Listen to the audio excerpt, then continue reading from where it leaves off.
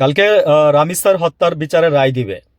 এটা শিথিল করার জন্য বলছে বলছে যে ওই স্বপ্নাকে, তার ওয়াইফকে আপনার 7 বছরের মানে যেটা নিয়মে পড়বে, আর ওকে ওকে বলছে মানে আজীবন মানে কারাদণ্ড এরকম দেওয়ার জন্য আর কি। পক্ষের যে আইনজীবী আছে তারা বলতেছে যে এটা মানে রাষ্ট্রই তো নিয়োগ করছে আইনজীবীকে। আর রামিসার বাবার যে আইনজীবী ওনারা মৃত্যুদণ্ড চাইছে। কি যেন একটা আইন আছে, ওইখানের আইনের বলে দুইটা জিনিস হয়, আজীবন কারাদণ্ড কিংবা মৃত্যু মানে ফাঁসির রায়। এটা তো ওনারা বলতেছে যে আমরা ফাঁসির রায় চাই। হ্যাঁ, আমিও বলবো যে তারেক রহমান সাহেব, আপনি এই একটা কাজ করে যান। হ্যাঁ, আপনাকে সারাটা জীবন বাংলাদেশের মানুষ মনে রাখবে। আমি একটা কথা বললাম, আমি তারেক রহমান সাহেবের তো আসলে এখানে কিছু না, তবে আমি একটা একটা কথা বলছি যে বিচার বিভাগকে নির্বাহী বিভাগের আন্ডারে নিয়ে গেছেন।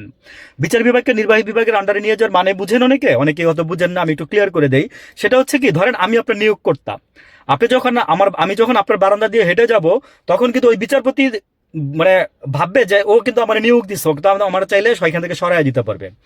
বিএনপির যে এই যে আমি আপনাদের দল থেকে এক্সাম্পল দেই, নাজমুল ভাই, ওই যে মুন্নি আপার হাজবেন্ড, ওই যশোরের দিকে বাড়ি। তো উনি বলতেছে যে আমার জামাইকে, আমার হাজবেন্ডকে যখন গুম করা হয়েছে, গাড়ি সহ গুম করা হয়েছে, তখন আদালতের মধ্যে বিচারক বলছে, তখন উনি নাকি অনেক এটা নিয়ে অনেক ফাইট দিচ্ছে, একটা সময়ে রায় দিয়ে দিচ্ছে। হ্যাঁ, যে মানে বিপক্ষে রায় দিচ্ছে আর কি। ভাই রায় তো লিখে দিত আগে, জানেন না আপনারা, লিখে তো দিত। তো ওই রায় লিখে দিছে এবং বিচারক কটূক্তি করে বলছে, বিচারক কটূক্তি করে বলছে, হাসিনার বিচারক আর কি। এই জন্য আমি বললাম যে বিচার বিভাগকে নির্বাহী বিভাগের আন্ডারে নিবেন না। আচ্ছা, আমি এটা শেষ করে তারপরে বলতেছি তারেক রহমানের কথাটা।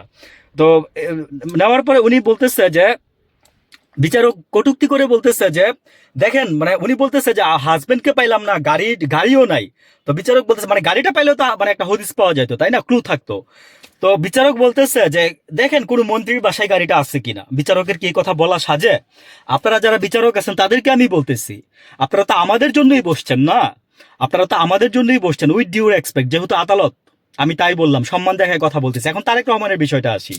তো আমি এই জন্যই বলছি যে আপনি হাসিনার মতো হইেন না। হ্যাঁ, আপনি এই একটা বিচার করে দিয়ে যান, দেশের জনগণ আপনারে সেলুট দিবে, মাথায় তুলে রাখবে। আমি বললাম তো কথাটা, একটা দৃষ্টান্ত স্থাপন করেন শুধু। দেখেন যদি যদি আর যদি ধর্ষণ হয়েছে, শুধু একটা দৃষ্টান্ত বাংলাদেশে লাগবে। আমি বললাম তো যে শুধু একটা দৃষ্টান্ত স্থাপন করেন। কারণ রামিসাকে তো শুধু দর্শন করেন নাই, রামিসার মাথা কেটে ফেলছে, হাত পা কেটে ফেলছে, সেই কাজে সহযোগিতা করছে স্বপ্না। সে খুন না করুক, কিন্তু আমার কথা হচ্ছে সে ধর্ষণ না করুক, সে তো খুন করছে বা খুনের সাথে সহযোগী সহযোগী হিসাবে কাজ করছে, তাই না?